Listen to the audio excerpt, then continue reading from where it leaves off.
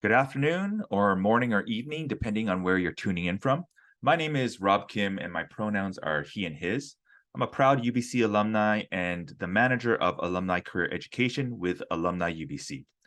We want to thank all of you for taking the time to be with us today and furthering your professional development. Just a few couple housekeeping items before we get into the session. Live captioning is available for today's webinar. To turn it on or off, look to the bottom of your screen for the live transcript button. If you need assistance or if anyone is experiencing any video or audio issues, please reach out via the Zoom chat. Before we begin, I would like to acknowledge that we are on the the two campuses UBC is situated on. UBC Vancouver is on the traditional, ancestral, and unceded territory of the Musqueam people. UBC Okanagan is on the traditional, ancestral, and unceded territory of the Syilx peoples. I recognize all of you are joining us today from many places, and I want to acknowledge the traditional owners and caretakers of those lands. Sense of place and belonging are an integral part of our daily lives. I want to acknowledge this privilege before we begin. If you're curious about the land where you are currently living and working, please visit native-land.ca. On the screen, you'll see UBC's respectful environment statement. I want to acknowledge we're all coming here from different backgrounds and experiences. And we're going to ask everyone participating to help contribute to creating a respectful and inclusive environment. Lastly, I'd like to introduce you to Slido. This is where you're going to be able to participate in a couple of our polls and be able to ask questions to the speaker. So if you want to, you can submit your questions anytime throughout the webinar. You can also like questions submitted by other participants to bump them up to the top of the list. We're going to make sure we leave a bit of time at the end of this webinar for a short Q&A where we're going to use some of those questions you've submitted. So if you join me, please take a moment to open up a secondary window on your browser and type in Slido, Slido.com. That's slido.com. And once you're there, look for the little hashtag and enter in the code word for today, uncertainty. That's uncertainty. All right. This webinar is also recorded and an email will be sent out when it is available in the coming weeks. Please note that the slides will not be shared, so we encourage you to take notes along the way. So by using the thumbs up emoji on your screen, how many sorry, let me start again. By using the thumbs up emoji on your screen, let me know how many of you have felt like you are navigating through a thick fog when it comes to your career. Maybe you're uncertain about your next step, or maybe you're unsure about a direction to take in your workplace. If you're here to discover actionable steps to address the uncertainty in your life, you've come to the right place. I've had the privilege of doing a run-through of today's webinar with Mark and Cole, and they put together a wonderful session that I believe you're going to find very thought-provoking and illuminating. Both graduates of the UBC Sauder School of Business, Mark and Cole bring a level of thoughtfulness and insight to their webinar. They're going to draw upon their expertise as professional coaches, consultants, and entrepreneurs, with their session focusing on understanding the cause of uncertainty and how we deal with it. Please join me in extending a warm welcome to Cole and Mark. Thanks, Rob. And hello, everyone. Thank you for being with us here today. Mark and I have been really looking forward to this, and we're grateful to Alumni UBC for this opportunity and for all of you who have joined us. I've known Mark for over a decade, and we've collaborated on many different projects over the years. And this topic in this session is actually by far what I've been the most excited about. Now, I actually want to make a bold claim. What we're about to share has the potential to make a greater impact on the uncertainty you face in your career, more than anything you've ever come across, more than any blog posts, or career advice, or even any book you've read. Now, I'm not saying that this is going to work with 100% certainty. You know, we're no snake oil salesmen, but if this is something you decide to explore further beyond our session today, it can literally open up a new world and fundamentally shift how you engage with uncertainty and really any sticky, persistent challenge you face. We've experienced it firsthand in our careers and lives, and so have many others that we've worked with. And our hope is that it'll have a similar impact on you. Something else you might have noticed is that we've changed the name of this webinar we first through career uncertainty. But we realize that this has the feeling of forcing and pushing. And instead, we want this to be more like sailing, which at first can be a bit disorienting, like trying to find your balance on a rocking ship. However, our hope is that you can take some of the ideas today and start to practically apply it to whenever you face uncertainty.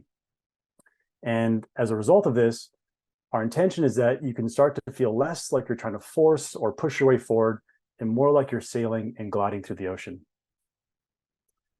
So let's explore what we're going to be covering today and how we're going to spend our time together. Really, the key distinction that we're going to be looking at is one of mazes versus oceans. In other words, looking at how you can approach your situation like a maze versus approaching it like an ocean. And we're going to use an example case study to show you how you can practically apply this. And then you're going to have time to reflect and see how you might be able to apply these ideas to the specific situation where you're experiencing uncertainty. And then we'll wrap up with some key takeaways before moving on to the next section. And at the end, there'll be time for Q&A where you can ask us more specific questions.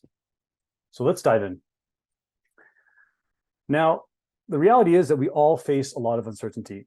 And uncertainty tends to be uncomfortable, and it can make us anxious and nervous. And one way that it shows up is in the questions that we ask ourselves. So for example, you may ask yourself something like, how much longer do I want to stay in this role? Or how will AI affect my job? Will my company make it to the next round of funding? How sustainable are the demands of my job? If I were to leave my job, what would I do? Or could I really see myself having a family with my current job? Or if I want to stay in my current role or my current company, rather, do I really want my boss's job? And should I stay in my job or start to look for something new? When we encounter uncertainty, we also tend to find ways to get rid of it because it's uncomfortable. The thing, though, is that not all ways to address uncertainty are productive, and some can even be counterproductive and increase our stress and anxiety, or perhaps only give us short-term relief, but then cause bigger problems down the road. And what we want to show you is how you can intentionally and practically move forward.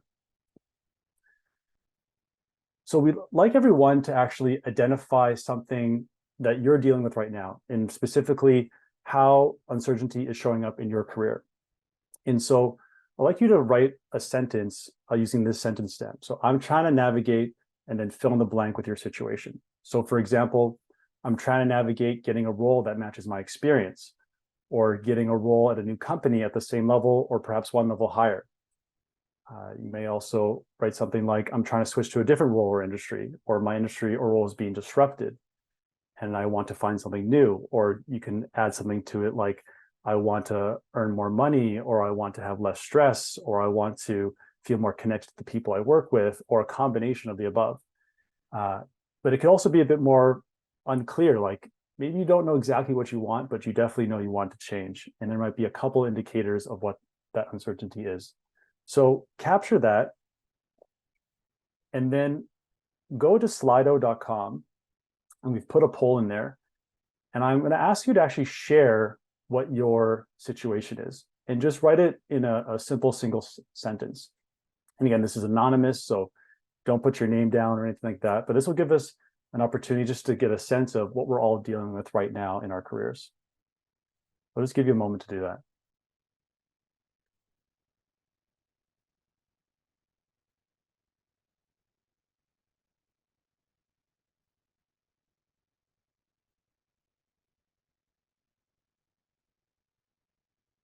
Again, go to slido.com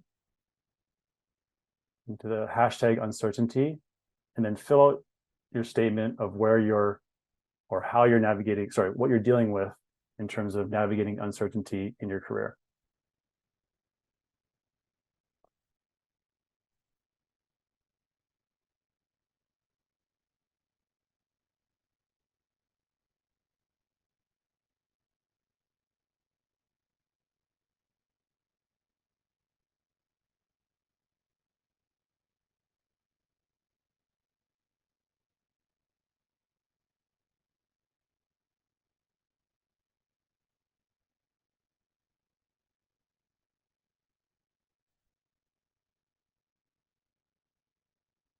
Here we go.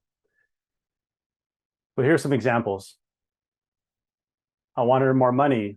I'm trying to navigate career development opportunities within my current organization.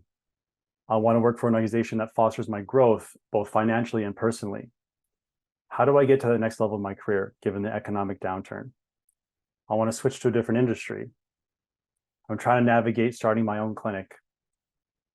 I'm trying to navigate precarious gig work, labor disruptions, declining wages, and abusive culture. I'm trying to navigate job security versus my passion.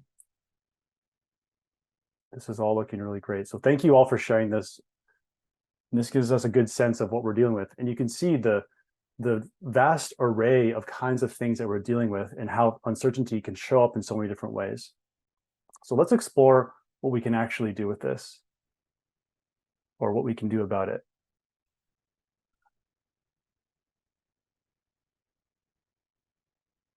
So as I said, we're going to be using the metaphors of mazes and oceans. And when it comes to dealing with situations that are like a maze, we're going to be looking at these three questions. What's my destination? What should I do? Am I making progress? And we're going to also be looking at what it's like to navigate an ocean. And in those cases, we're going to be asking questions like, what's my direction? What can I do from here? And how is the disposition shifting? And the first thing we want to do is compare the start of our journey, which is comparing the maze perspective of what's my destination versus the ocean perspective of what's my direction. So some of the situations that we encounter are like mazes. And in these situations, we often ask the question, what's my direction? I'd like you to imagine that right now you're standing above a maze and you can see the endpoint. And you can also see a relatively clear path on how to get there. How does that feel? It's likely there's a sense of confidence or a sense of certainty that you know you'll be able to get to where you want to go. And here's the quality about, here's some of the qualities about mazes. The first is that there's a specific endpoint. In other words, you can know where you're going to go before you start. Another thing is one or more paths exist. And step-by-step instructions exist that can guide you to where you want to go. Another quality is that the paths are stable. When you navigate the maze, it remains relatively stable. It doesn't actually change as you walk through it. And the thing is, even if you're unsure how to navigate the maze that's in front of you, you can likely find someone who's been through it before, and you can have them reliably guide you to where you want to go. Now, some situations that we encounter are like oceans. And in these situations, we want to start by asking the question, what's my direction? Now, I'd like you to imagine yourself standing on a ship, looking out at the horizon, and you can see that there are countless directions that you could point your ship. And you really have no idea what lies beyond that horizon. How does that feel? Probably there's some uncertainty present, maybe some nervousness or anxiousness of where do I need to go or where can I go? So the thing about an ocean is that there's an undefined endpoint. And because of that, we can only set a general direction. For example, I can go north or east and not south. There's also countless possible paths. And these paths may only be clear in hindsight. So once you go through the path, you may only know that it was the right path or a good path by looking backwards. You may not know before you head out in that direction. The other thing too is that when you're navigating an ocean, it's constantly changing. The currents change, storms come and go, waves can form, sometimes out of nowhere. The weather patterns can shift. The other thing too about oceans is that someone who has navigated the ocean before can't tell you the exact way to go. They may be able to give you some advice and give you some tips on how you might want to approach it or how you might want to prepare, but they can't give you a reliable and fixed destination to follow or fixed path to follow. So this is the difference between oceans and mazes. Now let's look at what this might look like in terms of your career. So some examples of situations that are probably more like mazes is trying to find a new job that matches your current experience. So maybe you're a recent graduate and you have a reliable job that you can apply for that matches your skills. Another situation that might be like a maze is that you want to switch to a new company doing the same role or maybe one level above. So you're pretty familiar with the role and what's required, and it would be relatively straightforward to apply for that kind of job. On the other hand, some examples of career paths that might be uncertain is more like switching to a different role or industry. So maybe you're going from academia to a corporate role, or vice versa. You've been in corporate for a long time and now you want to start teaching. You may also be leaving corporate and trying to start your own business. Another kind of example is that your industry or your role is going to be disrupted and you're unsure of how it's going to be changing in the next few years. So these situations are more like oceans. Now, the general advice is that when we encounter something that's a maze, you want to treat it like a maze. And when you encounter something like an ocean, you want to treat it like an ocean. The problem is that we get into trouble or issues arise when we encounter an ocean and we engage with it as if it's a maze. I'll just repeat that again. Issues arise when we encounter an ocean and engage as if it's a maze. And this is something that often can happen when we deal with career uncertainty. We are facing an ocean and we expect that by treating like a maze, we can get to where we want to go. So let's look at how this can be practically applied in a career situation. So the case study here that we want to cover has been inspired by different people that we've worked with over the years. And this person that we're gonna call them Jane. And Jane is someone who, after graduating university, she entered the corporate world and worked for 10 years in product marketing. And she had quite a successful career and then decided that she wanted to go out on her own and freelance consult for her own clients. And it's been several months now that Jane has been working successfully with 3 clients. And she finds that she wants to start to offer some new services. She's been doing a lot of the same work that she did in her previous job, or offering the work that she did in her previous job. And she wants to explore some new services that better align with what her clients need. The other thing too is that she really enjoys the higher pay of being a freelance consultant, and especially enjoys the flexibility that she has with her schedule so that she can plan to spend more time with her family throughout the week. The problem is that she's run into an issue, and that is her largest client, which represents over 50%, or sorry, exactly 50% of her revenue, drops out with only 2 months notice. And so what should Jane do? Well, let's look at what it would look like to treat this situation like a maze versus an ocean. So if Jane were to approach this like a maze, the first question she would likely ask is some version of what's my destination? And the belief underneath here is that once I clarify specifically where I'm going, I'm going to be motivated to work towards it. And I'll also have a clear sense of exactly where I need to go. And then Jane would likely do something like creating some clear picture of what the future is going to look like. So she might fill out some comprehensive template. Some of you might have heard something like an ikigai, where you capture all the things that you're good at, all the things you enjoy doing. You try to get a sense of what the market needs or what people need, and also something that will earn you lots of money. And then by finding that perfect intersection, you'll have a job that gives you a sense of purpose. So she spends all this time capturing this vision of what the future could look like. And in the short term, it gets her a sense of inspiration because this is a really exciting future. But it can feel a bit artificial because it's a bit abstract and it's so far out there that it could even feel like unattainable because she's not really clear on how to get there. And in particular, it doesn't actually provide guidance in what she should do today or tomorrow to practically move forward. Now, if she were to treat it and contextualize it as an ocean, the question she would ask instead is, what's my direction? So instead of trying to capture this really comprehensive vision of what the future should look like, instead, it's more like a lightweight tapestry of what resonates with her right now. So it could be a mix of something that gives her a sense of purpose, a principle that resonates, maybe a goal, or at least a value that's important to her. And in particular, capturing some real experiences that she's had recently that she knows she wants more of and less of. And I will give you an example of that in a moment. And the difference here is that what she captures can actually provide her a sense of direction because she can work with it. The other thing too is that it's a different kind of resonance. It's more the subtle resonance of, oh, there's something here that I can move towards, and it matters to me deeply. The other quality though too is that it's meant to be somewhat unfinished. It's meant to be somewhat incomplete because it is a starting point. But the key part is that she can actually work with it. So let's look at what that actually could look like. So for Jane, it could be as simple as, I want to enjoy the work that I'm doing.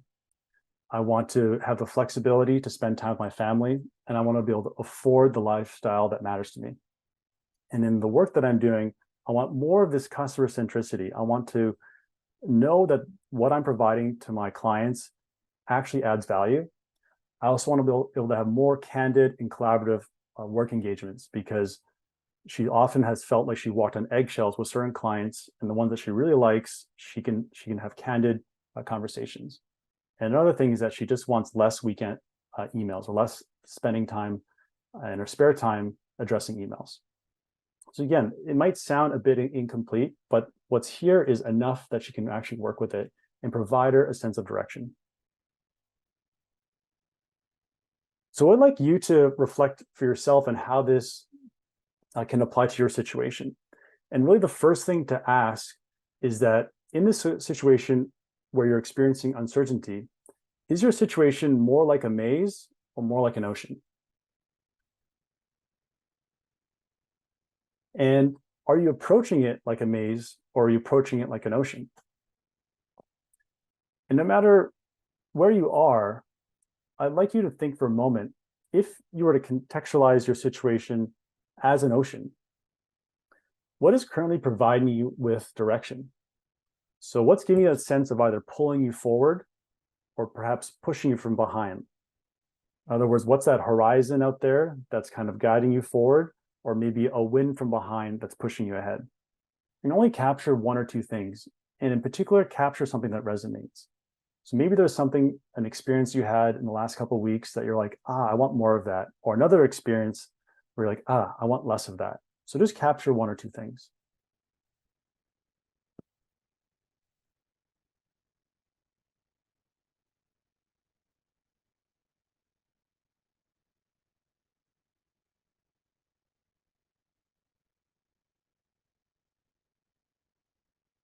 So now keep that, and we'll continue to work with that as we go through the session. I want to just summarize the key takeaways here. So really the key takeaway is that when dealing with an ocean, we want to navigate with a sense of direction and not a clear destination. Another important thing to acknowledge is that mazes are complicated, and when you deal with a maze or you face a maze, you want to treat it as a maze. And oceans are complex, and when we encounter an ocean, you want to treat it as an ocean. And in particular, when it comes to oceans, you want to ask yourself, what is currently providing you with direction? Not a year ago or far into the future, but right now. What is that thing that's pulling you or pushing you forward?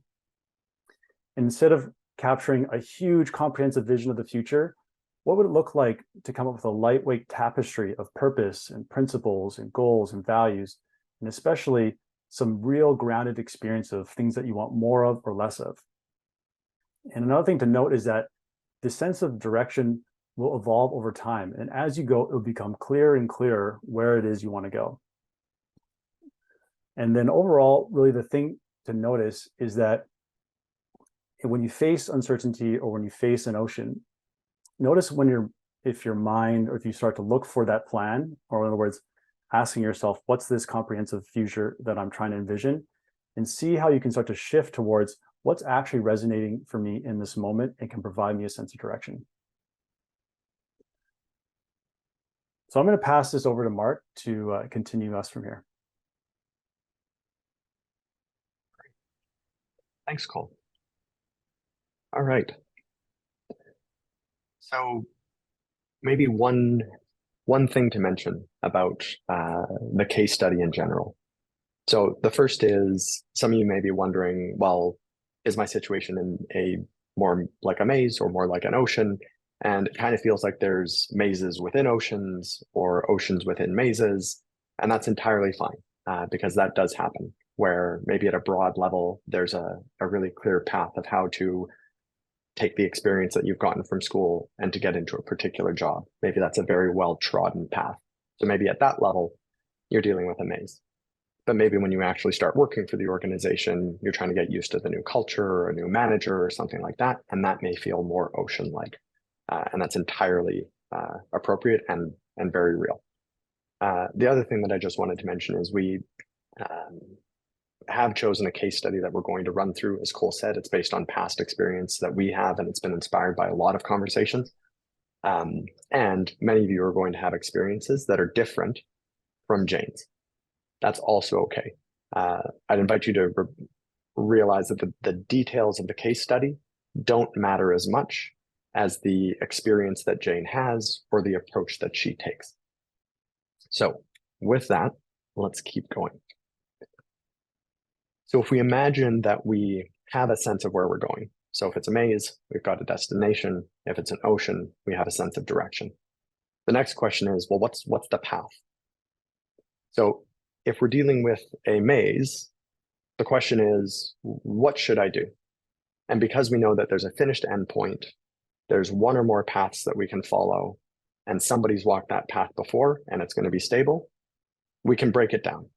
So we can break down each of the different parts of the maze, and then for each one of those individual pieces, we can rely on experts. Who's done it before? Who's got best practice about how to approach each piece of our situation or problem? And then once we've done that, we can build a plan. We can pull all of those things together.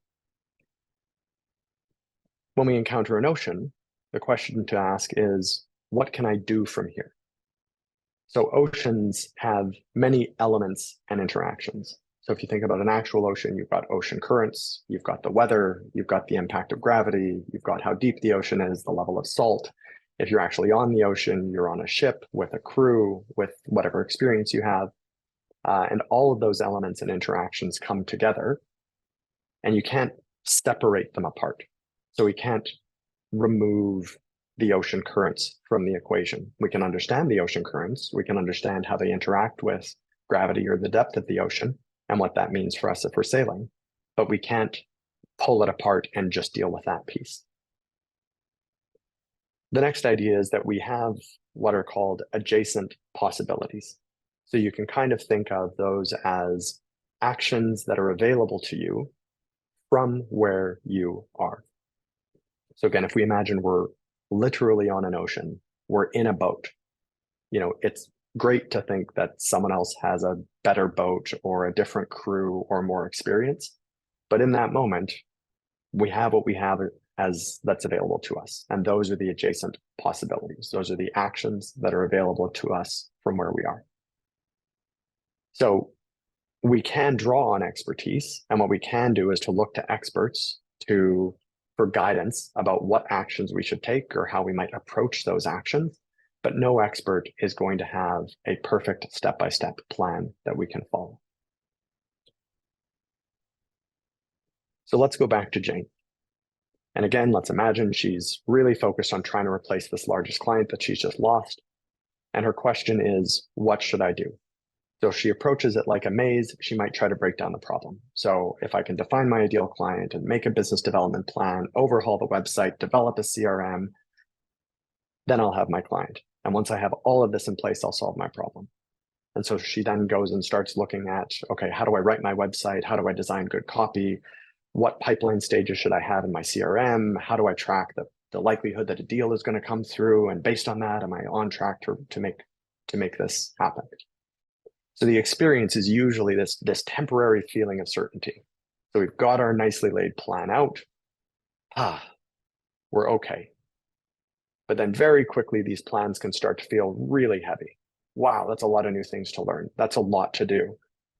And the other thing, and this is really the key difference is, if we're dealing with a maze, we know the path to follow, the path is certain. If we're dealing with an ocean, even a really well-developed plan is not guaranteed to work. So what if she defines an ideal client, but it turns out that that client isn't a really good fit? She's now spent all this time overhauling the website to focus on a specific client group. Or what if the CRM that she sets up isn't effective? Well, then back to the drawing board, and we're making more and more plans. So how does Jane approach this if she treats the situation more like an ocean? So she might ask, where am I? How did I get here? And what can I do from here? And one of the key distinctions that we're making is when we ask, what should I do? We're almost immediately transported to some point in the future, usually medium to long term, and we're trying to solve problems that we haven't even encountered yet. So when we start to ask these questions, we really ground ourselves in where are we? Again, where are we? How did I get here? What can I do from here? So when we do that, the experience tends to feel more like we know what actions we might take. Those actions seem attainable.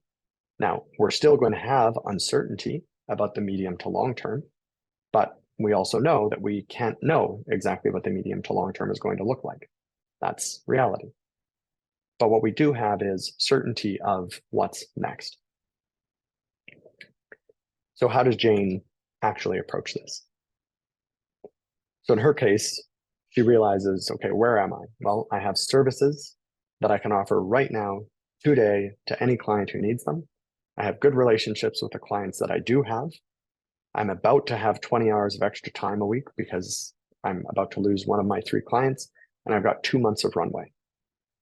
When she asks, how did I get here? She realizes she's built up a lot of experience through hard work. And the current client she has actually came through serendipitous conversations. It wasn't through some rigorous business development plan. It was through meeting someone at the right time. And right now, she's unsure why her current client left, but that's something that's going to be important or maybe important for her to know. And when she considers what can I do from here, and this is not an exhaustive list, she can reach out to her current clients and she can reach out to people in her network, either other freelancers or people who might be potential clients. So we won't spend too much time on reflection now because we still have quite a bit to get through, but and I'll share it later. We are happy to share the reflection questions if you're interested. Don't worry about it now. You can email us later and we can share those. So again, the questions to ask are, where am I? How did I get here? And what can I do from here? And for the first 2, don't try to be comprehensive. Don't try to list everything out. Just enough is good. And for what can I do from here? Again, consider keeping it lightweight. So resist the urge to think, oh, I have to read this book and fully learn this new skill. Consider what you can really do from right here. That's more lightweight. So part of what we're trying to do when we ask the question, what can I do from here, is to, and this is a more technical term, but to attune to the evolutionary potential. So any system or situation is kind of like an organism in that it evolves. And any organism or any complex situation is going to have many elements and different interactions that contribute to it. So again, with the ocean, we've got currents, weather, boat, crew, a whole bunch of things. You can understand some of these elements and some of the interactions, but when we're dealing with oceans, you can't fully map them out or say, if this, then this, and here's how all of the different pieces connect. And we can influence some of these things, but not all of them. So we might be able to influence what kind of ship we're on or the relationship we have with our crew members, but we're not going to be able to influence ocean currents. We can influence when we go out on the water, though. And then the final thing is you can draw on experts and expertise, but none of them is going to be able to give you a step-by-step plan. The final thing that I'll mention is really trust your intuition about your situation. There's usually an urge when we encounter uncertainty to immediately go to someone else and imagine that someone else has the answer, some expert who can tell us what to do. And the reality is that that's not true. So you can trust where you are, how you got here, and what you can do from here.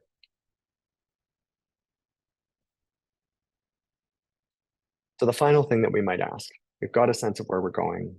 We've got a sense of what action we're going to take or a plan if we're encountering a maze. The next question is, how do we know if we're making progress? So if we're dealing with a maze, our actions are predictable. We know the outcomes that our actions will have before we take them. And the effort that we put in is proportional to the output we get out. So if you imagine you're literally standing in a maze, you take 3 steps forward, you're going to be 3 steps further ahead. And if you run, you're going to be even further ahead, maybe a little bit out of breath. If you meander or walk slowly, you're not going to be moving as quickly. So our actions have predictable outcomes, and the effort that we put in is proportional. And the final thing is we can measure progress by seeing how far along on our plan we are. So if you imagine having a GPS of the maze up on your phone, we can see exactly where we are in the maze, how much more there is to go, and how far we've come. And we can measure progress. When we deal with an ocean, and we're now about to get into a section of quite a few technical terms, it's a deliberate choice to include them because, as Cole mentioned at the start, there's some really powerful ideas in here, but don't feel like you need to remember all of these ideas because there are a lot. So the question we might ask when we're dealing with an ocean is, how is the disposition shifting? So if you imagine the little image here with this ball on this terrain, imagine that dotted line was solid. How hard and how much effort would it take to push that ball up that hill? Quite a lot. But if the landscape changes, or the condition changes, or the environment changes, and we instead have that line that dips down, how much energy does it take for the ball to move to the right? Significantly less.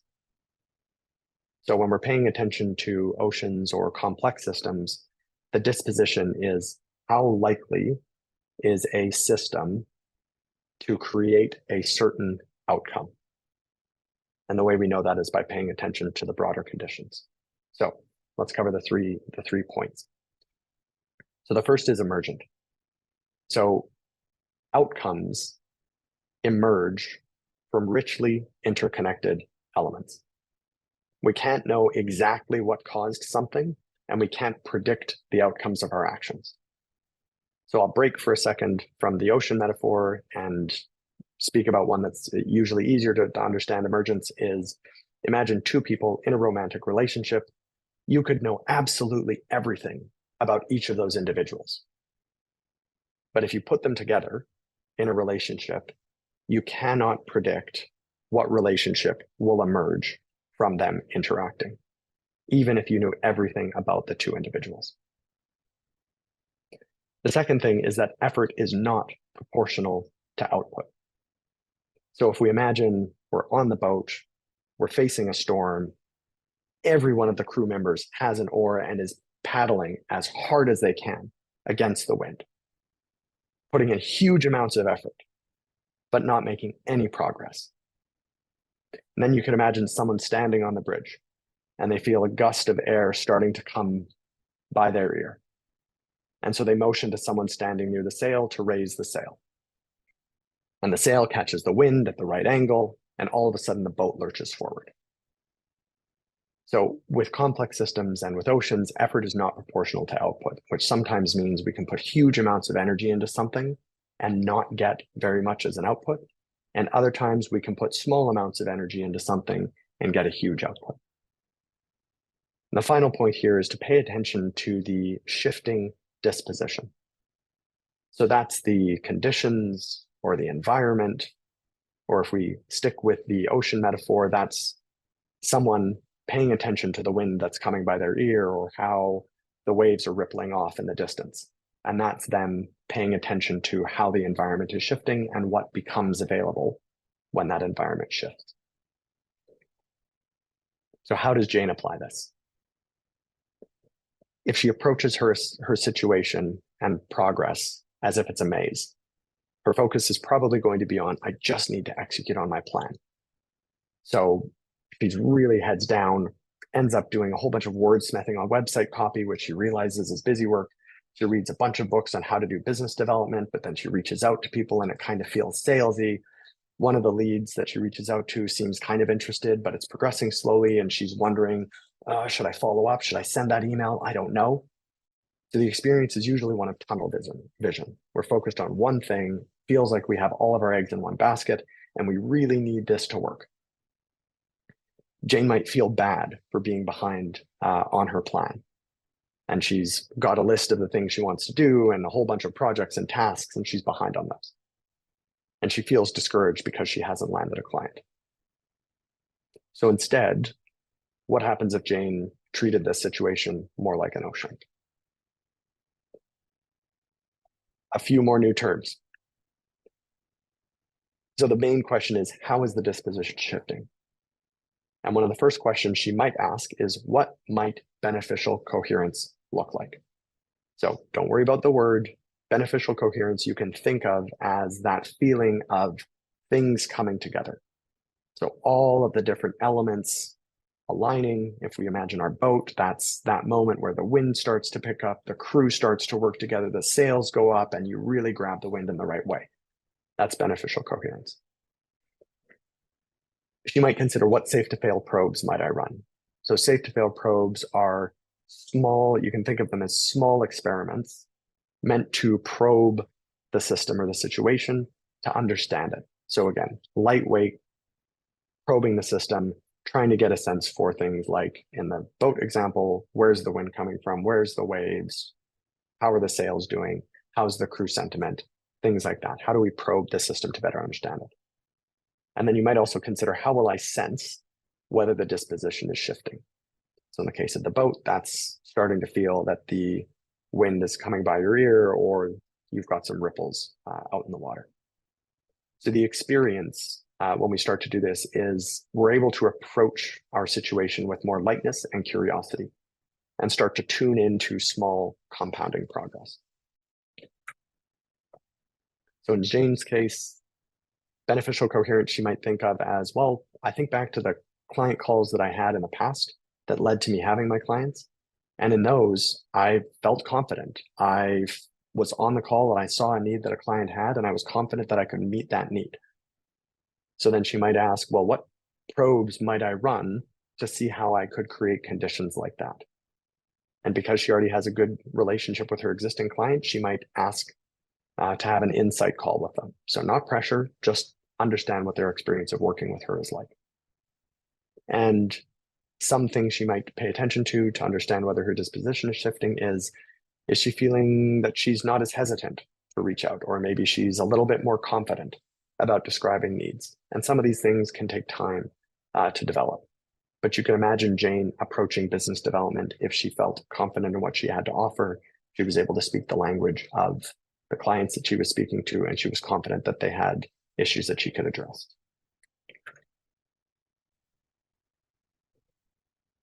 So when we think about how is a disposition shifting, it's really valuable to understand that complex systems are dispositional in nature, which means some emergent phenomenon are more likely to happen, some are less likely to happen. And we can understand if a disposition is shifting by paying attention to the different elements and interactions that will give rise to what you want.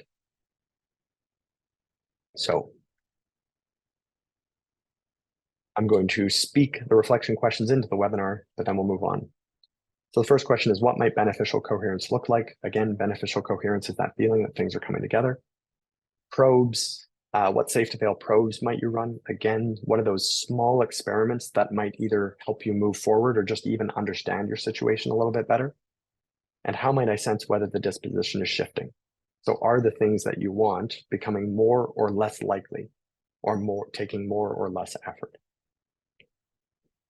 So I'd like to close. We're running over time and we really do want to make sure we have time for question and answer.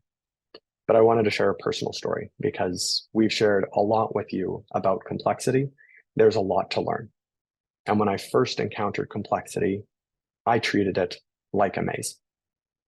So I remember reading the first couple of articles about complexity and immediately thinking, what would a consulting firm look like if it was grounded in complexity? What are the products and services? How many clients could we have? What's my destination? And then what should I do? Who should I speak to? What courses should I take? What clients should I reach out to? How do we word things on the website? And then progress. Am I able to translate what I've read in an article and share it with someone immediately? Can I remember everything that I've read? Can I put it to work right away? And it was really when I started to treat this more like an ocean that things started to open up. So for me now, my sense of direction comes from how do we bring these really powerful ideas to be in service of personal and organizational development? It's not an easy thing to do. This webinar is an example of us trying to do that. So your feedback is actually very valuable. But being able to work with individuals and organizations that recognize that maze-like approaches don't work, but they're not sure what else does work, those are the kinds of organizations that I love working with. And when I start to ask, what can I do from here? We've got products and services that we're offering, but I'm constantly questioning, what more can we do? How can we broaden the impact we have or deepen the access to some of these ideas? And the last thing I'll share is, and there's a lot more detail behind the scenes that I obviously won't share. So this is the polished narrative version. But how is the disposition shifting? And it's a little bit embarrassing to say, but for me, one of the biggest things that I've been aware of in terms of shifting disposition is the motivation that I have for doing this work. So when I first came across complexity, I felt genuinely excited about it.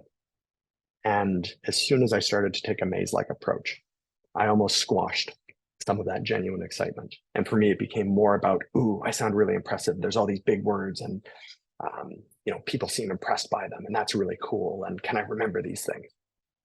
And it was only when I started to really tap in and invite more curiosity back into the question that not only has this work become more fulfilling for me, but it's also been more impactful for the people and organizations that I work with. So with that, we wanted to leave you with a parable. So David Foster Wallace is an American novelist and short story writer who shared a parable at the start of a 2005 university commencement address. And I will repeat it verbatim. There are these two young fish swimming along, and they happen to meet an older fish swimming the other way, who nods at them and says, "Morning, boys. How's the water?" And the two young fish swim on for a bit, and then one of them eventually looks over at the other and goes, "What the hell is water?" So our invitation for you today is to consider that a lot of the uncertainty you face is probably an ocean, and that you're already swimming in it. And our hope for you is that you can be like those two fish. So with that, I'd love to bring Cole and Rob back in and open up the floor to questions.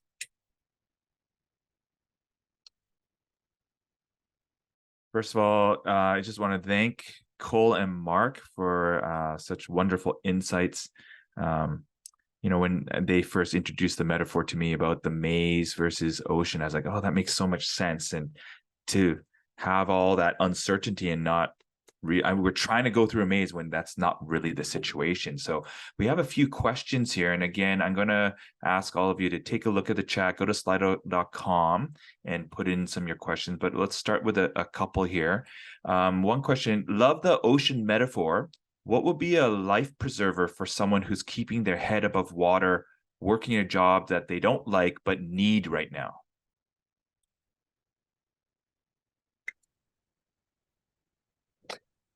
I think, yeah, so I'll maybe share a personal anecdote. And I think the thing about any of this is your situation is going to be unique. And kind of like we said before,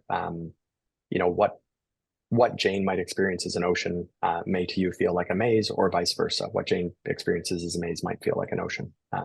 So not knowing more about your current situation, I would say, in my experience, sort of someone who's at a job who recognizes that there's something else that they might want, my immediate question would be, well, what instances do you have or have you experienced recently where you realize, wow, this is something that I want more of, or this is something I want less of?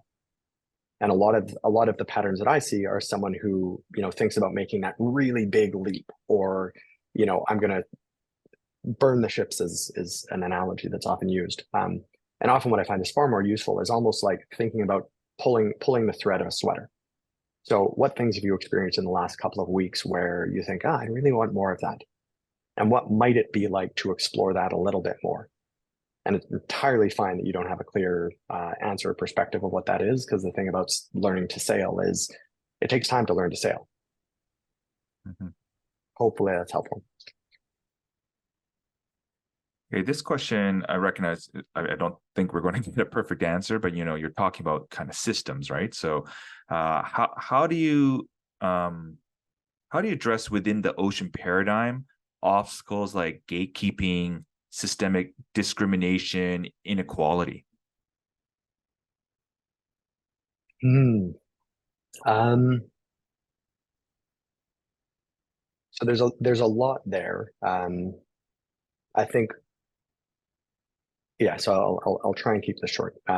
So before I came across complexity, I've been exploring systems thinking for the better part of 20 years, and personally found that there seem to be some limitations with respect to systems thinking, which it's a very broad bucket. Lots of people talk about a lot of different things, and there's not a clear definition of what's sort of in and out of systems thinking. But I think one of the things that can happen with systems thinking is we can identify all of these factors. And sometimes, not always, the belief is, oh, we've identified these factors, therefore we can do something about it. And I think what's been really powerful, at least about my experience with complexity, and I'm sure there's versions of systems thinking that would come to similar conclusions, is something like systemic injustice, I might describe as an element. And there are a lot of factors that contribute to that. There are a lot of factors that perpetuate that. And even if we were to consider sort of, I don't want to say break it down because that's more maze-like, but even if we were to start to consider the different factors that are involved in that, we might ask, well, how are those things changing? Because those can be more like ocean currents, where we're not going to have direct influence over them, but we can be aware that they exist.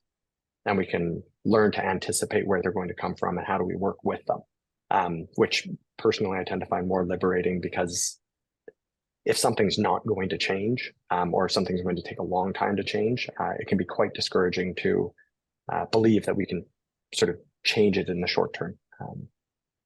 Do you find working with your clients just that level of identifying like the current is helpful though? I think it is, yep. But you have found that just simply just that alone, like, hey, I'm in this current, or these are the factors of this current. Yeah, and it definitely depends on the context. So like I've done work at the level of sort of youth unemployment across the United States, working with like large employers, White House, that kind of thing. So systems level change, and then also work with organizations around things like strategy or organizational design. And what tends to be useful is, or increasingly useful, and there's a specific framework called an SURI map. It's a mouthful.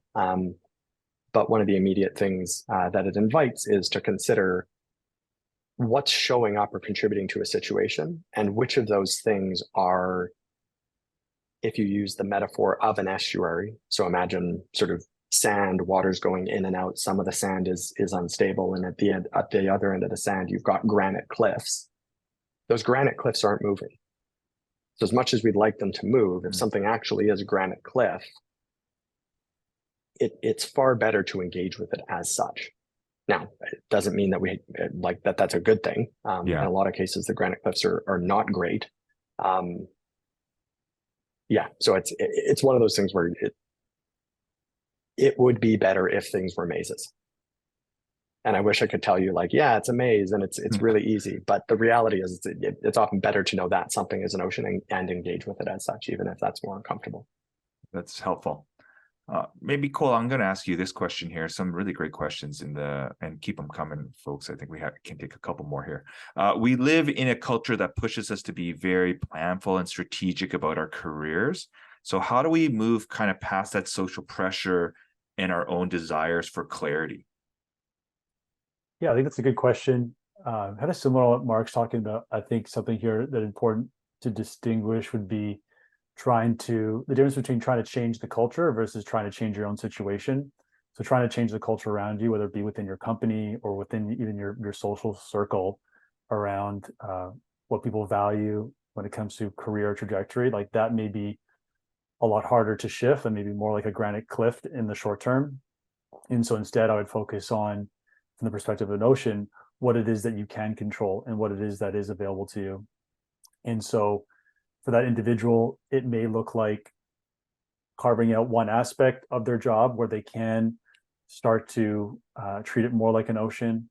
Maybe it's even just certain colleagues where they feel they can have those conversations, or maybe be something outside of work. Maybe you try and find a way outside of work to start to explore this other way of operating and starting to connecting to, hey, what is it that's really important to me, and how do I actually bring that or fold that into my life? But of course, this is a very hard thing to do, to try to get people to move away from plans and strategies, because of course, like, it's so often in conversation people ask, like, what are your goals, what are you working towards, what's your dreams, where are you moving, and it can be hard or maybe even embarrassing to not have an answer in those moments. And so there is that other part of practicing being okay not knowing, or giving someone an honest answer that may not meet what they're expecting to hear from you. But I don't try to pretend that that's easy, because of course, some people do live in circumstances where there is that expectation, and maybe be with your family, where they do want to know, where are you heading with your career, and they put that pressure on you. So it's definitely not a trivial situation to be dealing with. All right. Thanks for that. Here's one. It's how do you manage next steps after a layoff, right? Do you take a maze approach or an ocean one? This person's kind of feeling discouraged about struggling getting noticed by employers. I think it's a really tough question. When you get a layoff, of course, it can vary so much. Some people will have severance and they'll have time to explore, while other people need to jump into something right away and have a lot of responsibility. Maybe they have family, or they have other things. So of course it depends on the situation you're in. And I could treat it like a maze and say, hey, you need to follow these few steps, but it really does depend on the individual. What I've found useful with people that I've coached and worked with is to go through some of the questions that we've covered in this session. So starting to ask those things as simple as, like, what are the things I want more or less of in my next role? What is available to me in getting another job? Maybe I can connect with people in my network or my extended network. And then there could be another component of just dealing with the emotions and the discomfort and the identity shift of losing your job and not knowing what's next. And so of course there's many layers to it, and it's something I don't want to trivialize, because it is very difficult. So the hope is that some of the things we've shared could be used in that way, but of course it's also helpful to get support from, whether it be a friend, a colleague, a coach, of that nature as well, because those situations are inherently complex and challenging. The other, maybe just to quickly build on that, because I think there's a broader question, which I imagine some of you might be considering, well, like, is my situation a maze or is it an ocean? And I want to be right in describing something as such. So the maze and ocean distinction is really one of something being complex, ocean, versus complicated, maze. And it comes from actually the Cynefin framework, which is a sense-making framework. And so Cynefin itself, it can be used as a categorization framework, which would be to say, this is a maze, this is an ocean. But often it's far more valuable to treat it as a sense-making or a contextualization framework. So technical term, but it basically means, based on my context, am I experiencing this as a maze or an ocean? So my invitation would be, like, if that's a question that you're asking, you might just consider, okay, do I think this is maybe more maze-like or maybe more ocean-like? And if you're not sure, then you could just go further and say, okay, if this were a maze, how might I approach it? If this were an ocean, how might I approach it? So don't even worry about going into action right away. Even just inviting that question can start to sort of have you approach or consider things differently. That's great. Okay, we're going to wrap up with a few slides here. And so again, sorry we were able to answer all your questions, but some wonderful questions there. So if we can advance the next slide there. Just want to ask all of you to maybe consider sharing your takeaways, and I'll put it in the chat there. Actually, just, you know what, go to the next slide. That's good. And I just want to, first of all, thank Cole and Mark again. The amazing ocean metaphors were powerful contrasts. There's their email information if you want to follow up with them to have some more conversations. They do a lot of work on this. So we just want to thank you again, Cole and Mark, for giving us some ways to identify and embrace the uncertainty in our professional lives. Just also want to take a moment to thank our presenting sponsor, Manulife Financial, for making this webinar possible. We ask you to please visit alumni.ubc.ca to learn more about our partners and benefits that we provide to UBC alumni. And just want to end off with recognizing that we have a bunch of career programming coming forward. If you want to go to that QR code there, the link tree, and you can find all the links to some of our program that we have coming up. We have an Alumni UBC online book club. We have the UBC 10,000 coffee. So again, lots of resources for you. We're really excited that you hope that you can join us for our October webinar. If you next slide there. And that's on clarifying your clarify your career with a coach approach. We have 3 wonderful coaches, professional coaches, Indy, Nicola, and Isabel, who will be sharing their perspectives on adapting kind of coaching tools for your own career. We're going to end off just letting all of you know that Cole is part of a group of 10 coaches and advisors that Alumni UBC people can hire. So you can take a look at their profiles there. We have vetted a wonderful group of coaches that are available for you to talk through personal and professional issues, and again, addressing uncertainty too, right? So wonderful. We want to thank all of you for coming, and we hope that you took away something from this webinar. And so this now concludes this webinar, and we're wishing you a wonderful day ahead.